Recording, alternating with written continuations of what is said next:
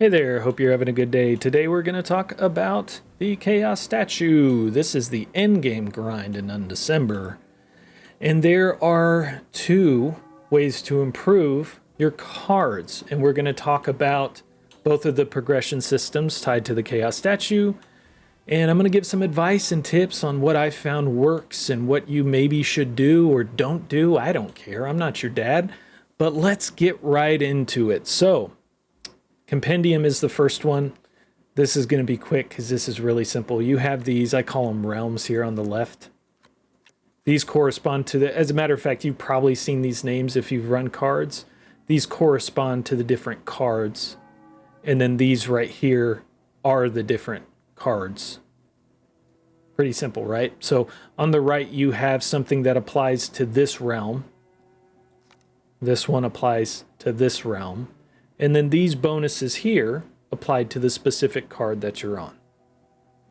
Ideally, you're going to focus on cards that you enjoy running just to make them more lucrative, right?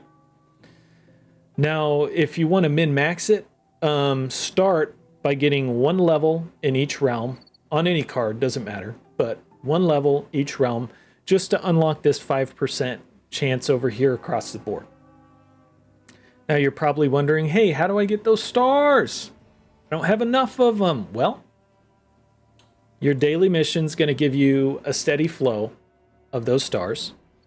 You can refresh missions until you get the memory of stars that gives you a lot of star crystals.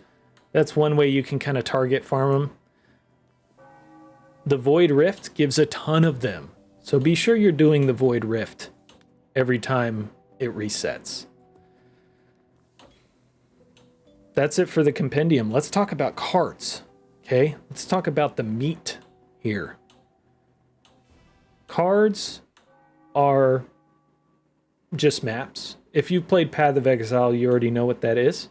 Your Chaos Statue has a level tied to it, which you gain experience for as you run cards. It's important to run the right kinds of cards at the right time.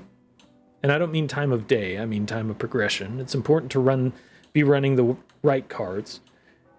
And here on the left, you can see the baseline benefits you get from leveling your statue. One thing I want to point out, as you get to level 14 and onward, aside from unlocking charms, so you unlock charm slots through this. Aside from that, you also unlock the highest tier of gear that can drop. Tier 29 is the highest currently. So you unlock that by leveling your Chaos Statue. Very important to level. It also gives you bonus monster level on your cards that you run. So why is that important? Well, monster level, despite how understated it is here on the UI, at least I didn't notice it at first until I was really looking for it. Monster level is one of the most important things to pay attention to in this game because, for example, below item level 90, some options cannot roll tier 10. No matter how long you sit there and roll them, it's never going to roll tier 10 because it's below item level 90. So item level is determined by the monster that drops it. And so you want to be sure you're getting, when you're farming, you want to get to a point where you're farming at least monster level 90, if not higher. But it's something to shoot for and to pay attention to when you plug cards in here. Because if you're putting things in here that are below level 90 and you're looking for a good base to work with and spend a lot of resources, you're gonna have a bad time. Let me illustrate that with just one example. So weapon, attack, and spell damage on a scepter below item level 90 has a 3% chance, like level 85 to 89 has a 3% chance to roll tier 9. Very slim chance to get tier 9. That same item, but instead item level 90 has a 3% chance to get tier 10 and a 6% chance to get tier 9. That's a pretty big difference when you're sitting there rolling the dice, right? Let alone the fact that it couldn't get tier 10 at all. It's also a much greater chance that you're going to get a really good roll, like even a tier 9, right? So it is important. It's very important to pay attention to the level of the monsters you're facing. Pay attention to that number here. Another thing you need to pay attention to is whether or not you're even getting XP when you're running these. So let me plug in a tier 5. You see this? Unable to receive statue XP. Tier 6, I get 50%. At the level I am at. It'll be different for you if you're at a different level.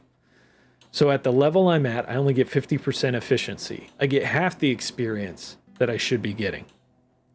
But then tier 7, 8, and 9 are all 100% efficiency. I'm also at a point where normal cards, even tier 9, don't give me any experience. So pay attention to this right here to know if you're actually leveling up your statue. You want to always be doing it because it takes a little time to do. Now, if I plug in this tier 9, you might notice that the level, it's only level 86.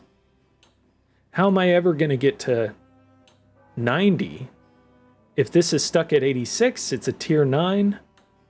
Well, you can level up your cards. And that's where this other tab here comes into play. So it has to be a rare card. You can click it. You must identify it first. I'm going to kind of tell you the process I usually go through when looking at these cards. So if I identify this, one of the first things I look at is the mission info. I'll say this status effect one, I hate doing it because my build doesn't really make any status effects. It's a pain. So this one, I would immediately just set it aside, maybe run it on a different character or throw it into the alchemy lab and see if I can get something different. So let's do a different one. So I'm going to identify this one. Clear the dungeon after defeating 20 monsters within 7 seconds 5 times. That's super easy. So we're good there. And then I'm going to look at the card info here on the debuffs that are applied to me, which are these green ones, and then the buffs applied to my enemies, all the monsters, which are the red ones. You want to look through this and make sure there aren't any things in here that are just going to make you die immediately when you step into this card.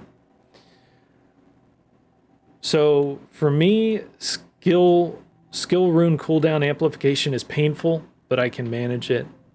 I will say one thing most people are probably looking for is reflect damage, because that is one of those instant kill yourself affixes. But this one looks fine. It's manageable. I can do this. So once you've decided that you can run a card, you right click it to put it over here, switch over to your darkness energy here, right click that, it fills it up with the exact amount to level it all the way, and click card growth. Now this has gained 8 levels. It can at most gain an equal level to its tier. So tier 7 can only get to level 7. Tier 8 can only be level 8. Okay? So, and you can buy this at the peddler every day. This darkness energy, you are capped, but the cap's pretty generous in my opinion. So, now that I have leveled my tier 8 to level 8, if I drop it in there, monster level 93. Okay, so that's how you can get your level a little higher. Of course, this will be harder, so you need to use your judgment to gauge what you can handle. Make sure you're checking monster level. Make sure it's at a level that makes sense for what you're trying to accomplish. Make sure you're always getting statue XP when you're running. I'm not going to talk about this the Chaos Stone because I think it's more super in game. I may make a whole nother video on it. It doesn't affect monster level. It doesn't affect your XP efficiency.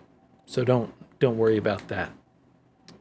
Okay, I think that's about all I wanted to cover. If you have additional tips, go ahead and drop them in the comments for other people. Let me know if you learned something. Thanks for watching, and I hope you have a good day.